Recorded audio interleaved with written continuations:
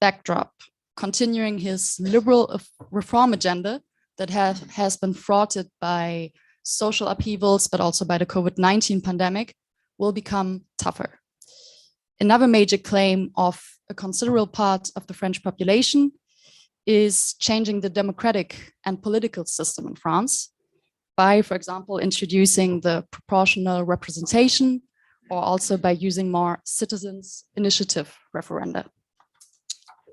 So how will these domestic changes impact European policymaking and future questions for further European integration?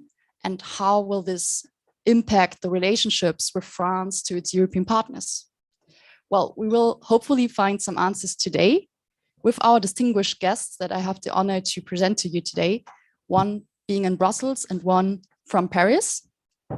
Fabienne Keller on my right is MEP, member of the European Parliament for Renew Europe and for the French party Agir, which is part of the coalition in France of the presidential majority. In 2022, you also became a quaestor of the European Parliament, and you are a former mayor of Strasbourg, which means that you have a natural Franco-German outlook on European affairs. So very happy to welcome you here. And our second speaker I will be joined by today is Éric Pestel, who is the Secretary General of the Association pour la Renaissance européenne in Paris, and who I had the pleasure to co-author a study with about the last 5 years of policymaking in the EU under Emmanuel Macron. So happy that Éric, you came all the way from Paris just for us today.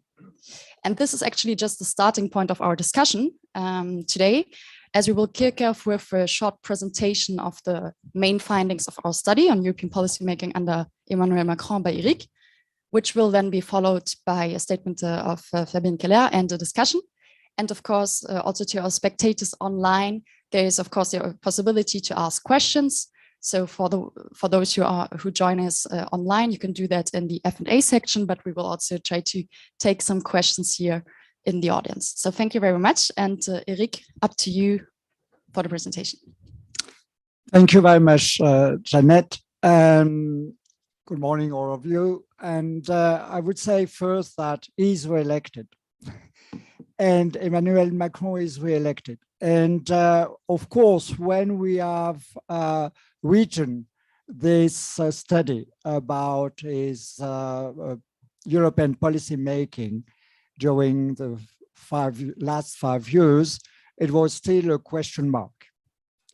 So now it was important to know the concept and the method he has used to implement his project and his vision. Now it's, I would say, far more important to understand that in order to understand what will be the next 5 years, and Mrs. Keller will help us also to think about it and to know more. About the vision and the policy, the French European policy making, I would say there is a concept on one hand and the method on the other hand. After you have a key moment, which was actually the European election in 2019 with the arrival of a new delegation and a new reshaping of the parliament landscape. And the end of this 5 years are the French presidency, which could have been kind of conclusion, but actually with the re-election would be more the point of support for a rebound. As for the concept of Emmanuel Macron for Europe and his vision, first, we must say that, as you know, it is based on the assessment of a kind of Euroscepticism in France for Europe, and which is more a sense of a loss of influence, rather than really the rejection of the European project itself. And that's why Emmanuel Macron has always based his vision about a key concept, which is the keystone, as you can see on the drawing there, is sovereignty, or which has been called later on autonomy strategy. And actually, if we think that to which extent these ideas are new for or are very or stem from the French thinking, is actually that Emmanuel Macron has made it more consistent by declining them in almost all fields.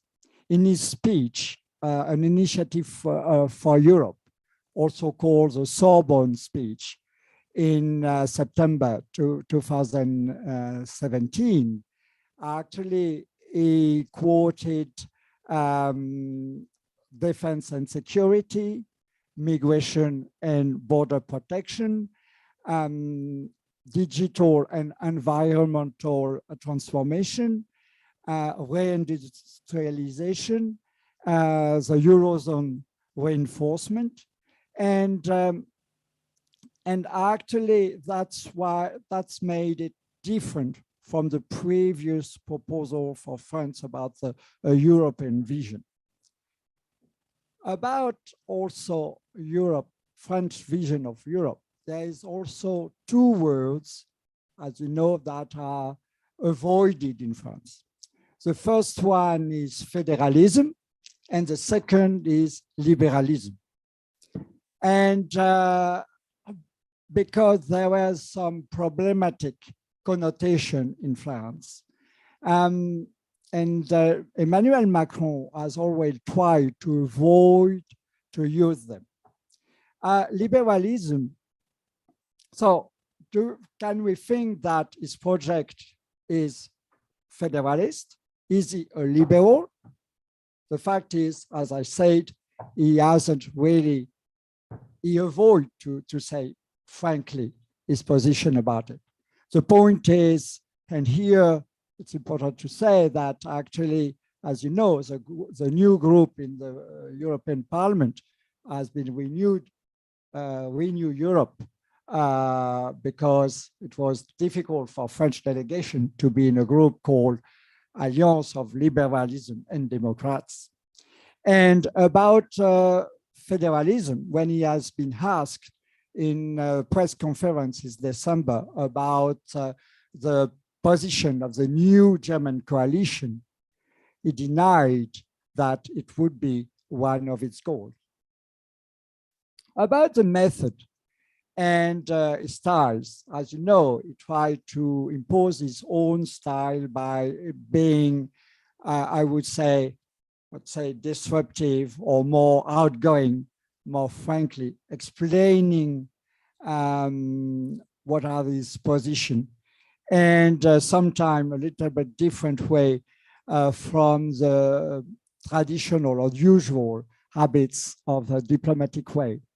But the point is that what is very interesting is his method, that we think he has thought strategically.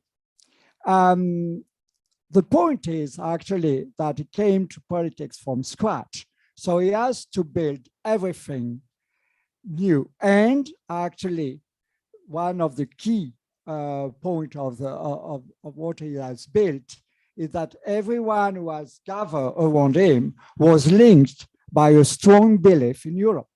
All the members of the parties and the different parties of his coalition, and so the MPs in the national parliament, of course, the MEPs also. And that's gave him a strong margin of maneuver.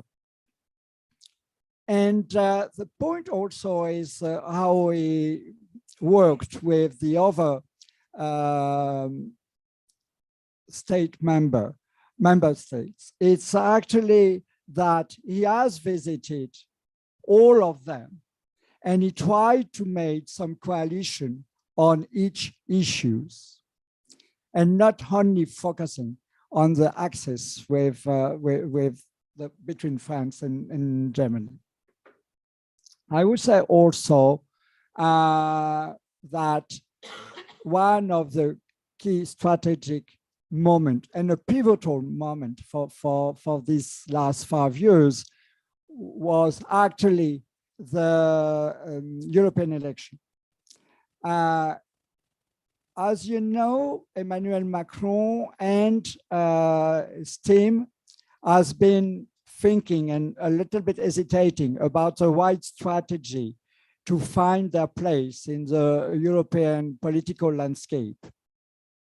And actually, they, as you know, they joined the ALDE group, which is known as Renew Europe. And at that time, the challenge was the integration of 1/4 of the group with new MPs, the 23 and now 24 members of the French delegation. And we've also, you know, these fears of a kind of French arrogance and an hegemony that could be perceived as one of the non-French MEP told us that's a bird in the China shop. And actually, it has been 2 years after, and I would say in the midterm, it could be seen as a success, since the Renew Europe group is now, as you know, perceived as a kingmaker, is participating to more than 88% of the winning coalition of the parliament. And another key point is that they reached to sign the midterm agreement, which is actually an acknowledgement by the other two big groups, the PPE and SED, as a member of the family and a reliable partner. As for the French presidency of the Council of European Union, actually, I would say that, of course, the fact that the presidential election were just at the middle of the presidency, so in March and April, causes some worries among the institution and other partners about how France can manage the presidency with this challenge. Actually, the main meetings and the main decision has been gathering, as you know, have been gathered in the first 3 months, and with already some successes, I would say, with adoption of the strategic compass and the DMA and the DSA and over, there's also the minimum salary. And we think that now, I mean, as soon as a new government will be designed, will be a new chapter for the 2 months, I would say May and June. And so this presidency could be perceived as a new starter for the next 5 years. And I would conclude with the new, what we could be perceived with the new challenges of Emmanuel Macron. First, he has to respond to the proposals of the new German coalition, and with proposals which are closer to his own. But anyway, that's a point for the next months and next year. And the second would be also to deal with some issues such as migration and also the Growth and Stability Pact and the level of debt due to the COVID crisis. Thank you very much, Éric, for your presentation. And let me just maybe precise that those of you who are who joined us here in the Press Club, you have the QR code for the study, which is already available in French because we wrote it in French, but will soon be available in English and in German.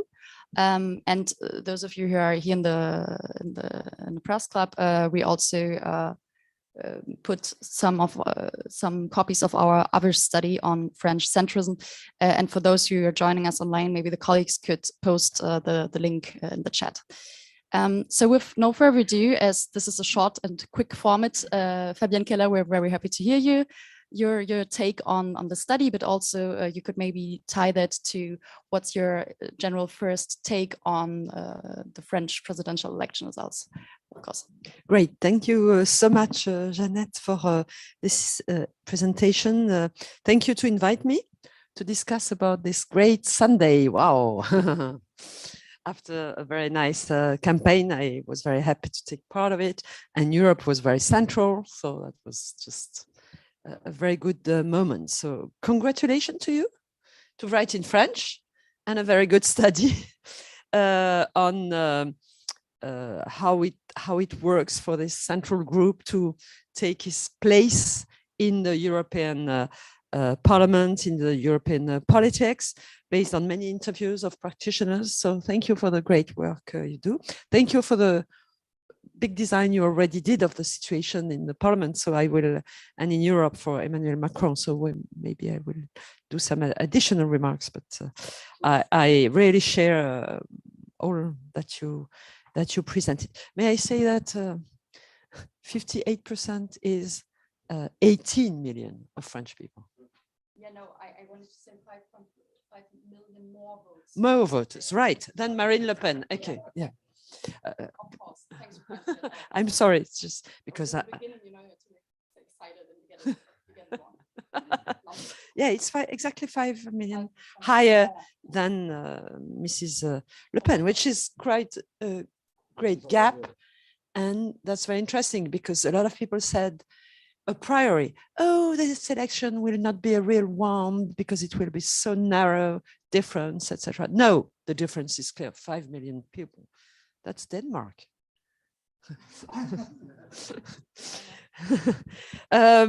So I am very happy to be in the Renew, but maybe the subject is not so much myself, but it's very interesting to be part of this Renew group and the Renaissance delegation. So as you presented, I am part of the presidential majority, but not in l'AREM, in Agir la droite constructive, that were people leaving the Republicans in just after the former presidential elections. I couldn't support Fillon, so I drove back and we decided to create something else, working positively in a constructive way with Emmanuel Macron, and a year later, we really joined the presidential majority. So we were all together for these European elections, where we had quite a high score. That was interesting. The French already recognized the fact that something was happening there in a very positive way. And so we joined the group, and as you said, it's still growing. And so we are 102 members. And as you know, the tradition in the parliament was that EPP and SND would be the leaders in the parliament because they would have the majority, the two of them. It's not anymore the case because the EPP decreases its number of MEPs. So we are 3, EPP, Renew and SND, as you said, and not always, but regularly, the Greens are doing with us. So this means that each time we have to decide something, we have to agree on the main ideas, the 3 or the 4 of us. That's a very different way to work as in France, at least historically, where it would be left or right. If you are on the wrong side, you are wrong for everything. And if you are on the side of the government, you agree with everything. As you all know, Europe is not working that way. It's working on a coalition basis. But you need to have a central pivot for to make steps forward. And Renew is at the center of the center. So that makes it really very interesting. I must say that centrist liberal ideas gained also in the public opinion in a positive way. I love the word renew. it's because, yes, the wording before was not very pleasant, and ALDE is, as we loved in the European bubble, it's the first in, how do you say, acronym. So renew is clear. We want to renew Europe. And our baseline is, do not criticize Europe, change it, work on it. And we love that positive spirit. So what lessons to learn from the French election for Europe? I come from Strasbourg. It's not because of this, but it's reality. We had this first tour, then we knew he would be against Marine Le Pen. So the question was, how is he going to show his difference? You know what he did? It was in Strasbourg, a great speech on Tuesday, just after the first turn on Europe, showing that Mrs. Le Pen proposed, in fact, a Frexit, not giving its name, but saying we are not going anymore to pay for Europe. We are going to come out of Schengen and restore the national frontier. We are not going to be part of the Court of Human Rights of Strasbourg, you know, the court defending the human rights and the rights of children and the rights of minorities, etc. So it's and national rules would be higher value than European treaties. So that means, in fact, she draws back from Europe. So he explained that very clearly, and that was just great. And of course, it was even greater because it was in Strasbourg.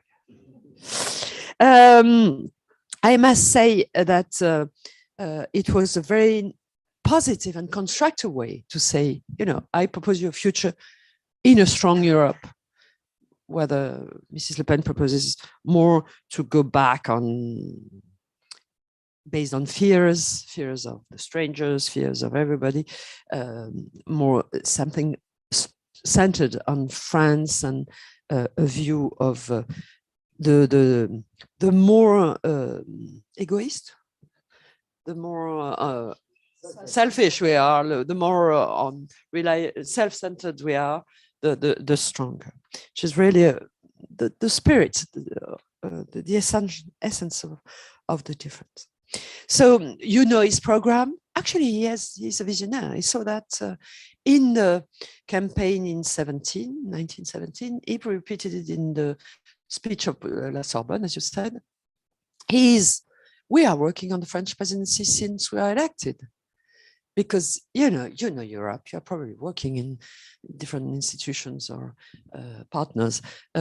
If you want to make progress, you have to have an idea and to, in the parliament, in the council, repeat, build coalition, convince people, go see people who are not ready to do that, make some concessions, etc. It's a long-term thing. So he, since the beginning, has this view about the strategic autonomy, and the COVID crisis showed us that in the industrial sector, for example, it's essential. We cannot depend from the rest of the world for medicines or chips, because everything we need it contains, and in case there is a difficulty with the rest of the world, then we are stuck, we are blocked. He has a view also on defense since the beginning. And so we planned in the French presidency, he planned a summit of the ministers of defense. It turned out to be a few days after the beginning of the war of Ukraine. So that was even stronger. La boussole stratégique in French, the compass, strategic compass, nice word. Concerning the digital sector, for long, we feel we need to have rules, we need to have those people paying taxes as all the private activities, to pay the schools, the road, and the health system. So this was the view on the DMA that was proposed by the Commission, but accelerating it was a first objective for us. So you may know that Saturday, the day before the second turn of the election, the trilogue was successful for DSA. That was a great sign. He stressed the issue of the values, of course, because we must know where we are, and an essential underlying theme that's going to lead us our work for years. It's the Green Deal.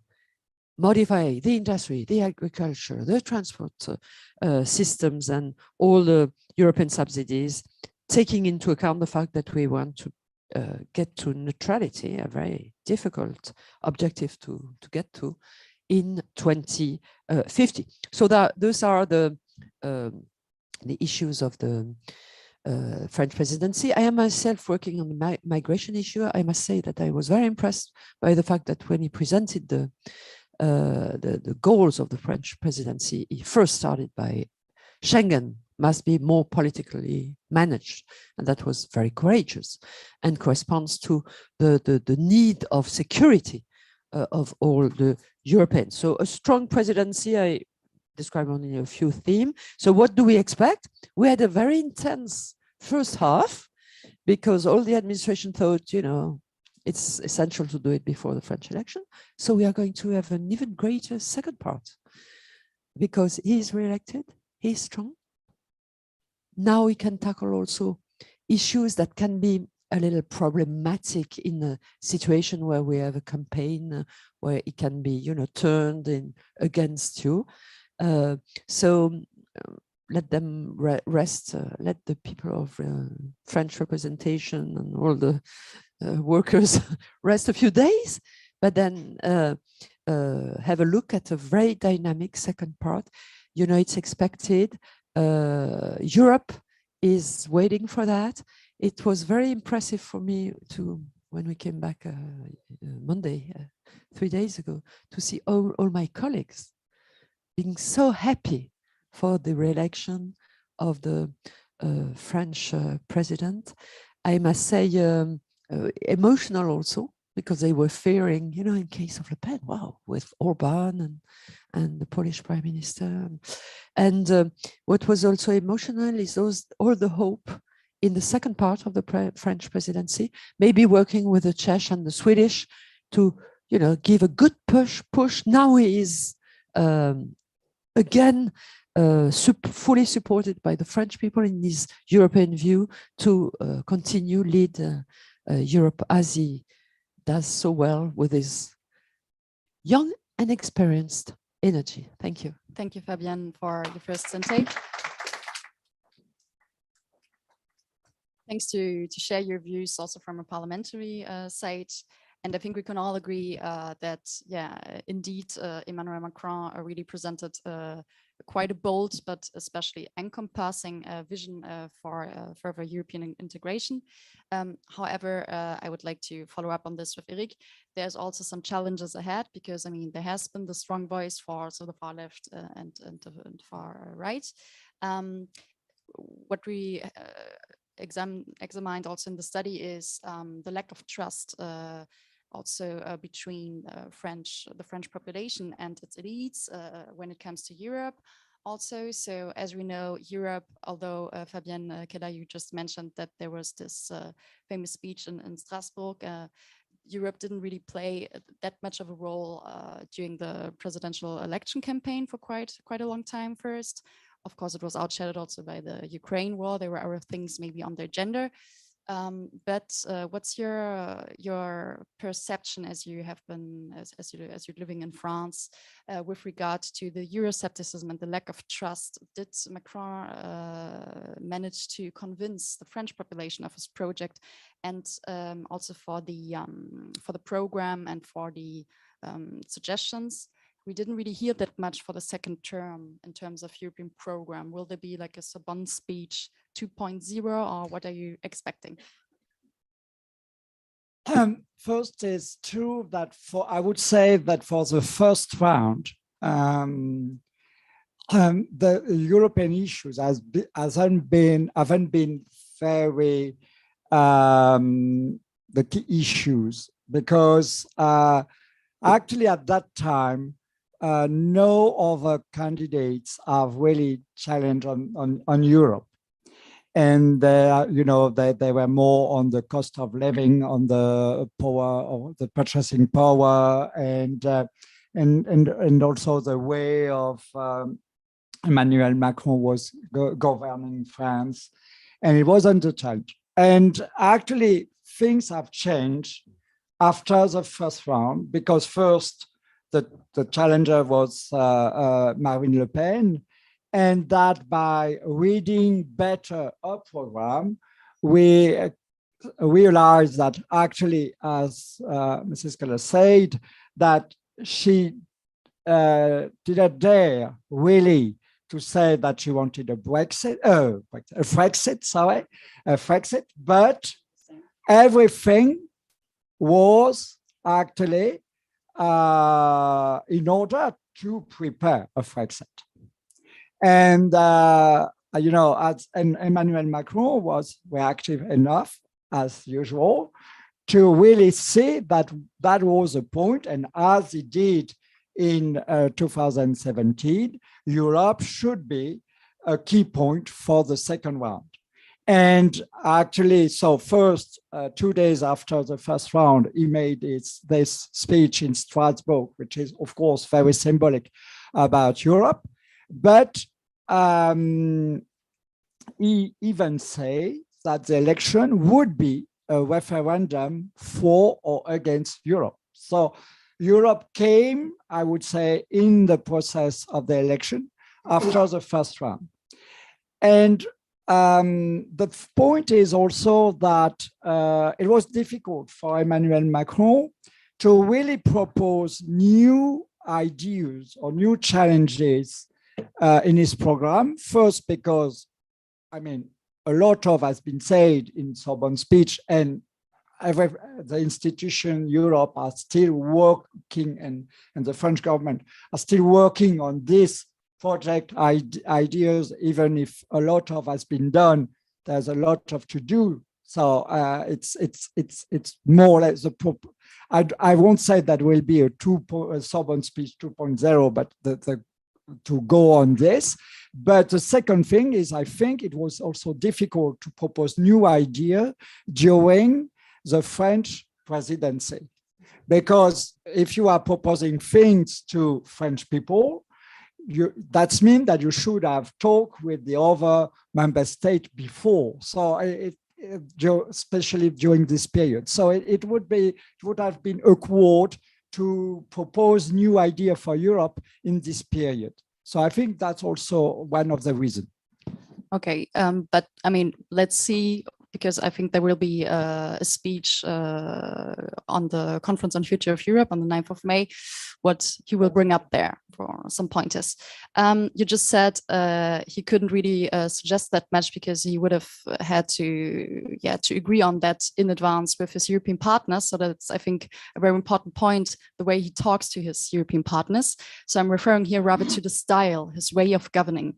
And you already pointed out, Fabienne Keller, I thought that's quite striking, that the way of governing, of course, especially in the European Parliament, is way different than from what we know, that what characterizes France's way of governing normally, which is rather described as a vertical way of exercising power, right? So how did this rather French approach of vertical exercise of power translate to the European policy making under Emmanuel Macron? Do you expect changes with regard to that towards his European partners? Because he announced that there will be a change in method in the way he will approach people, include more, civil society, trade unions, things like that at the national level. But do you also think that this more, let's say, reconciliatory approach, that he will take this up also at the European level? I think at the European level, Macron has already adapted his strategy, his way of being in relation with the others to the reality of Europe. He doesn't impose ideas. It's not possible anyway at 27. This is why, for example, in the question of the vaccines, it was first an idea shared by Macron and Merkel, and then extended to the Italians and Spanish. And once they were 4, why not extend it to all the 27? But I think it really, through phone calls and videos, I asked Clément Beaune how it worked, how they were visionaire in April 2020, to start working on contracts with big farmers on medicines that did not exist yet. Actually, they signed, as you know, 6 contracts, and only 4 ended up with production. So I think he is smart. So he adapts his strategy to the way things are going forward. And so at the European level, he really works with people and he likes people. This is what we could see in between the 2 turns. Emmanuel Macron with the war in Ukraine, the European presidency, and the duty of being president of France did not campaign that much before. He was quite a lot criticized for that. But in the 2 weeks between the 2 turns, he could really, spend time talking to people, going to people. He likes that. You can see it on the images. He likes to feel people, and he would love also to talk with people not agreeing with him. So he's very criticized on the fact he's very vertical. The French system is a system with a chief. That's the presidential French system. And he has a type of decision making where he controls things. But I have been chief in my past at a lower level, much lower level. If you don't decide, then people would say, "Oh, nobody is deciding. It's a mess." So it's also important, if you want to make progress, to have somebody in charge, of course, taking the advice of people. It does not mean because he's the one decided that it does not listen to people. Sorry, this is making a lot of noise. New technologies. That doesn't mean that he takes advice, that he thinks about it, as he does now for the government. Probably he will take his time to discuss with different people. So I would say that I am pretty impressed by his way of management. But as you said, in the internal subjects, he really said, I want to change the way we manage. I think it's also due to a reality. The state is not doing everything anymore. You have to work better with regions, cities, and there are forces, for example, in questions of transport or in questions of education. You have to let the actors, the people doing the things, propose and encourage them, and not only have nationally defined politics, and that these 2 forces added, the one from the ground, from the experienced people, and the one from a national will, can be much more efficient than something coming only from top. I think he really believed it, but the argument was not received as such by the French population because they did not really believe in it during the campaign. But it's very interesting because it's this issue of participation. It's the issue of the Conference of Europe. This does not mean that all your ideas are going to be taken on, but on the contrary, that you accept to discuss and to adapt what you are willing to do to other ideas, but together we are stronger and more efficient than alone. Mm-hmm. Yeah, you just pointed out that's very much also the impetus of the Conference on Future of Europe to include other type of stakeholders and civil society actors, especially. And again, I mean, let's see what he's coming up with. I was just a bit surprised that this didn't really play a role that much in the campaign, because at the very beginning, at the first place, he decided to keep the calendar and keep the deadline, to have the Conference on the Future of Europe taking place during his during the end of the campaign, and this is also true for the French presidency on the Council of Europe, of course. But this didn't really play a role that much in the campaign, although French people are more or less familiar with it. They know that it exists, but they don't really know what it is about. Concerning the style, but also the concepts, you already mentioned some coalitions, like moving forward with only some member states and then expanding it. Maybe Éric, I think you touched upon this also in one of the chapters in the study. What do you think could be further concepts? There's this idea of multi-speed Europe, for example, not only focusing on the Franco-German axis. Do you expect Macron to adapt his method a bit? Or now there's Hungary with Orban who got re-elected, so he couldn't really maybe manage to include all the Eastern countries on his side. So what's your expectations when it comes to these type of alliances, the coalition building that he has been trying to set? Orban has bin re-elected, but Janša in Slovenia hasn't. So, so actually, and yeah, as Babiš in. So that's mean that for the Visegrad group, it has to be seen how they will evolve, and. I think that actually, as you said, Macron will try to gather with, of course, the new chancellor. They will try to gather everyone together, but that's true that Emmanuel Macron wants really to go further on different topics, different matters, and he will promote what we could say a multi-speed, at least more integration or coalition of some issues with the countries and member states which are ready to do so.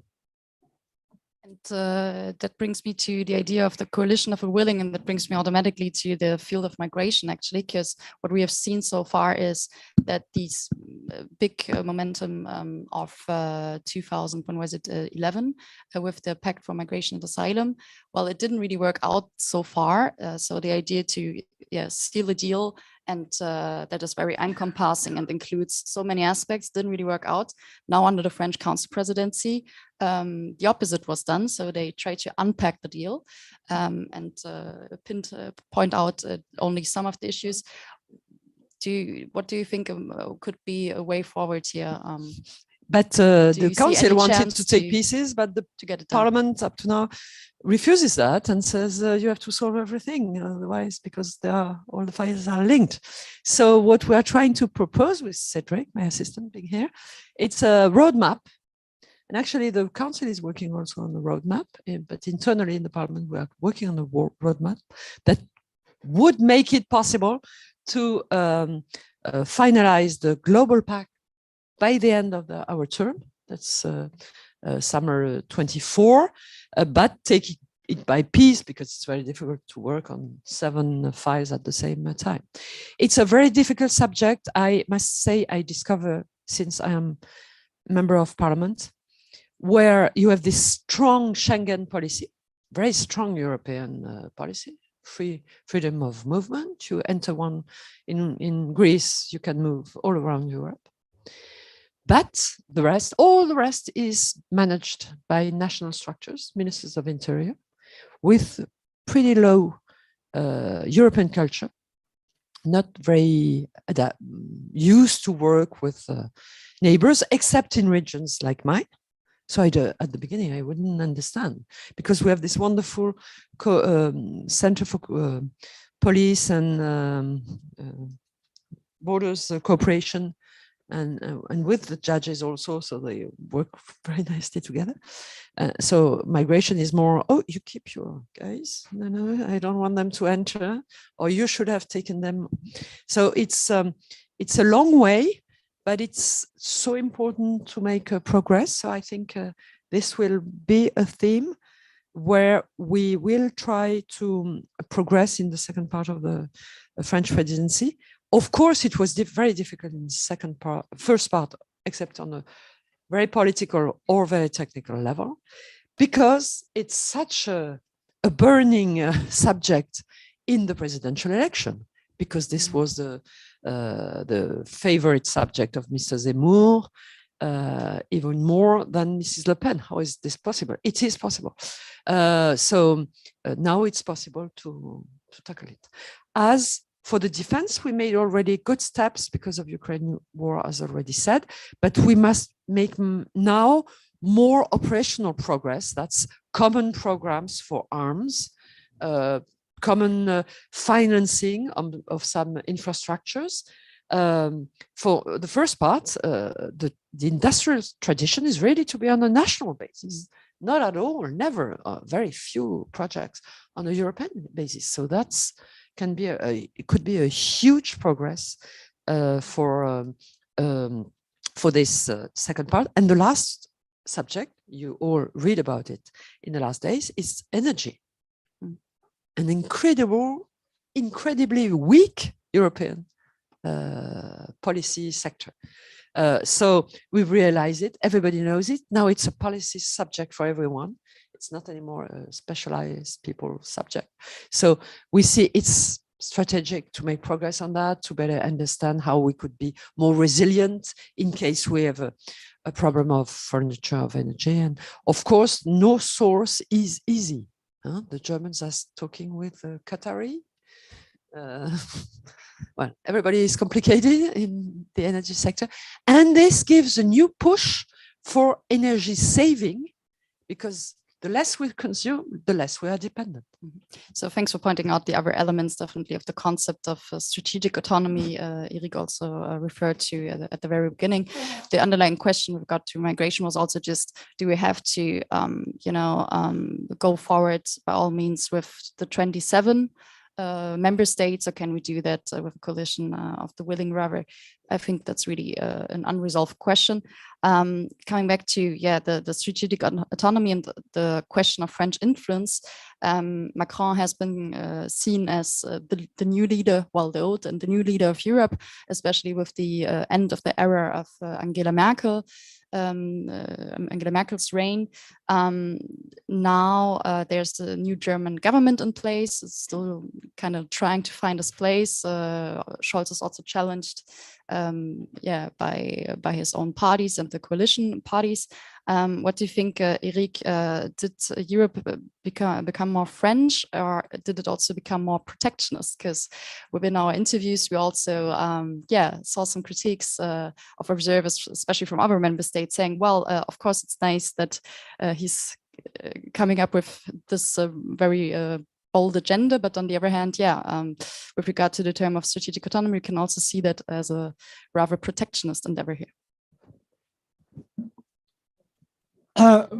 First, I think that the axis with Germany, and especially with the Chancellor Olaf Scholz, will be stronger. First, that Emmanuel Macron has called him on the evening on this re-election, and as usual, but it's important and symbolic. The first foreign trip for Emmanuel Macron will be in Germany.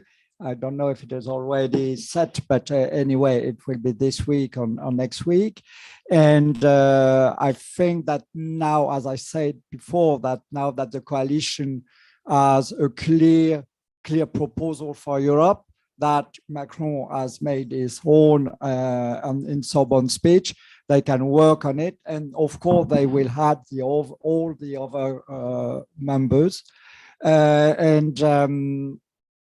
I don't remember the end of your question, sorry. The protectionist side? Yeah, for the protectionism. I think because you're French, you didn't remember. It's always, the borders. Europe has to protect, and for French, actually, it's not really protectionism itself. It is just to think about the consequences of opening. Macron is really, I think, convinced of the needs for opening economy, opening the industry. He made it with new, when he reforms all the law for working, for the internship and so on. So he made it. The point is, of course, he wants to have a balance. So because French has been, I made some trauma about some rules that's been very strong and tough for the past. And I want that what we want to do is to propose something, you know, en même temps, which is balance between, I won't say protectionism, but a fair liberalism. Which he always formulates with Europe qui protège. So Europe qui Europe protège, that yes. protects, although he tried to cover that a bit, conceal that a bit by using the term strategic autonomy. But now in the last few months, we could see that he was referring again to Europe qui protège quite a lot. Yeah, you're right. We have also some questions that came in already. I don't know if they came in online, but we also can now give the floor to the audience here in the press club. So very happy to take some of your questions on board. There is a mic over there, it seems. And then, yeah. So thank you very much. I have 3 very short questions. You are for a new political group in European Parliament. You want to change the European institutions. It's a good idea. How do you want to change it? You must change the European Treaty, or you have another method. Second one, we have the war in Europe. You know it. We know it. We have problem with energy. We have problem with food. We have problem on inflation. Do you want to, do you think about the war economy in Europe? Because we will have a lot of problem in the future. The last question is about the election, presidential election in France. You have 28% of abstention. People, they don't want to go to vote because in the highest number, you have the far links and the far lefts. Political party, they have a very, very high percent of participation. Mélenchon is a far link. They have 20% in the first round, in the third position. Marine Le Pen is a second one in the second round. If they are going in the same direction, if they are developing in the same direction, in the next 5 years, you have Marine Le Pen president. My question is, how do you see their development in the next 5 years? Yeah, so thank you. I first wanted to assemble the questions, but as it is, these are 3 questions, I think we're gonna go for it. Could I maybe get a pen? Might be helpful.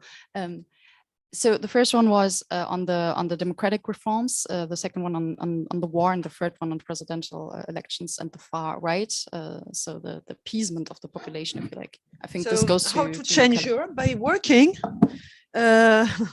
We can have some treaty changes. We will discuss it a lot with the conference of the future of Europe. That will be one of the very discussed subject. But Europe still already allows a lot of policy developments. We developed work in health subjects because of the COVID crisis without any competence. But when the member states decide, the parliament agrees, we put money on that, it works. So it's more a question of will and political proposals and capacity to federate, to put everybody together in a common objective than any other things. So this is why I love our wording when we say don't criticize Europe, change it. And everyone can propose to change it and participate. Concerning the fact we have a lot of problems like inflation, unemployment, etc. Yes, we have, but we are all together. It's like a family. We have, difficult things to live, but when we are together, we feel stronger and we are never alone. And I must say, I'm very impressed since I'm MEP, I look more closely to that, by the solidarity mechanisms that are everywhere in our European system. For example, when we do the recovery plan, the next generation EU, when you are a poorer country, you get a larger share. This is not discussed among the member states. This is so, because we have to help those that should not be left behind. We have to help them more. This is very natural. So this is how we handle, and I think this is the spirit of positive Europe, constructive Europe. And I have the feeling that it's very carried by Olaf Scholz and Emmanuel Macron. We didn't mention the fact, but you just, who said it? The fact that the German coalition has a very nice European program that's very convergent with the vision of Macron. So that helps, of course. Except the word federalism. Oh, the French, yeah. Don't talk anymore about it, do it. You know, sometimes you have to skip the word. And sorry to cut you down, but maybe that's okay. Concerning the abstention, 28%, that's a lot. But 3 out of every 4 people voted. Please take care of them. The others had fishing, had swimming pool, I don't know, had other things to do. Let's concentrate on the people who voted. I am more worried by the high percentage voting for Mrs. Le Pen. So why in certain areas of my beloved Alsace, you have villages where at the first turn, Le Pen did more than 50.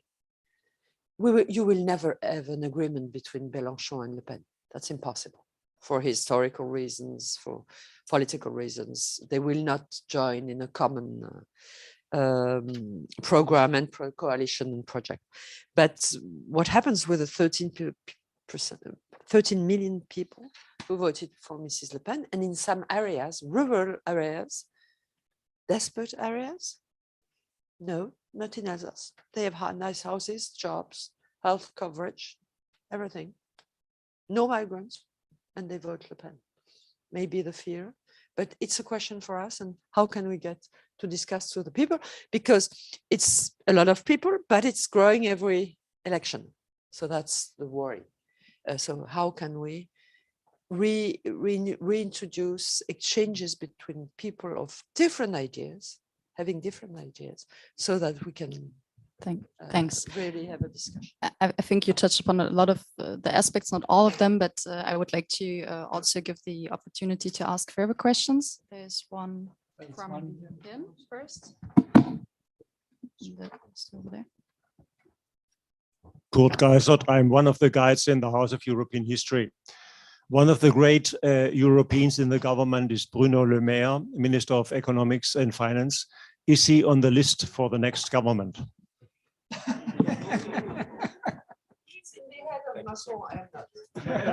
Éric, what's your take on that? I feel that the next government will be is really a secret, and nobody knows, and people who knows wanted not really know. The only point I will say as a hint, and I know nothing, so it's just an hypothesis, is if you want to know the priority, the next priority of Emmanuel Macron for Europe, perhaps a hint would be the next position of Clément Beaune. Because if he's Minister of the Budget, that means that priority will be negotiation for growth and strategy pact and all these things of the debt and the negotiation. If he is a Minister of Industry, will mean that that will stress over industrial policy at the European level. And he's staying at the European Affairs. That will be that more rebonding and about actually institutional matters and a focus on the conference on the future of Europe. So that could be a hint when the list will be revealed. Could be a hint to check the new position of Clément Beaune. Yeah, very captivating times, especially as Macron announced that he will cut down the number of ministers. So the importance of each of these ministers will raise. So they will really become key stakeholders. I think there was one question here from this lady over there. Thank you, and thank you for very interesting discussions.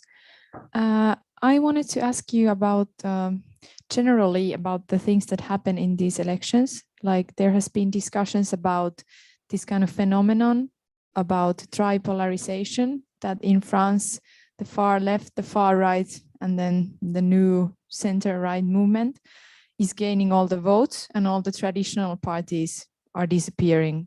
at least in a national scale from the political spectrum. So as a foreigner, not a French citizen, this is very interesting development, I think. So I would like to hear your thoughts about why this kind of tripolarization is happening and why the traditional parties don't appeal to people anymore in the country. Parties that used to be huge in French politics. Maybe Thank just you. to exemplify that, I mean, 2% for the Parti Socialiste. Imagine in Germany, SPD having 2%, it would be, a total blowout. I don't know if,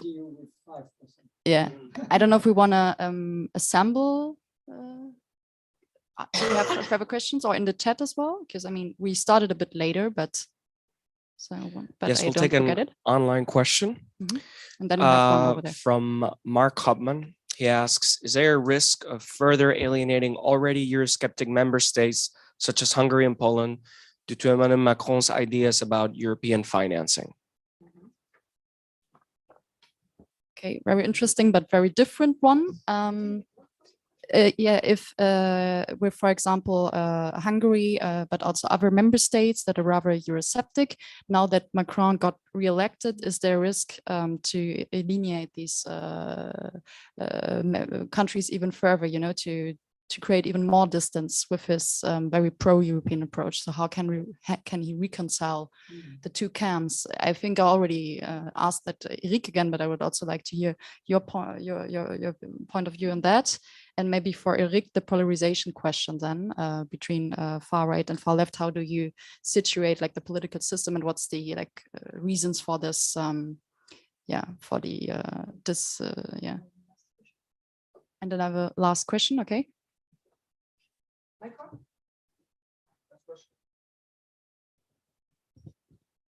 Yes, thank you. I'm from the representation of Lower Saxony, so a very federal state of Germany. And my question, in the beginning, you mentioned that French people are asking for more representation, for more public governance, for more plebiscitarian participation. At the same time, you just mentioned that Macron wants to cut down the number of ministers. So it looks to me that he's trying to be more centrist or centrical in his governance. How does this go together? Especially as Mélenchon, I think, advertised for reducing the power of the president and giving it more back to the parliament or to the people in that sense. Would you think that Macron would try to answer to the calls of the French people in the same way by reducing his own power? Or do you think he would rather continue in the same sense? Thank you very much.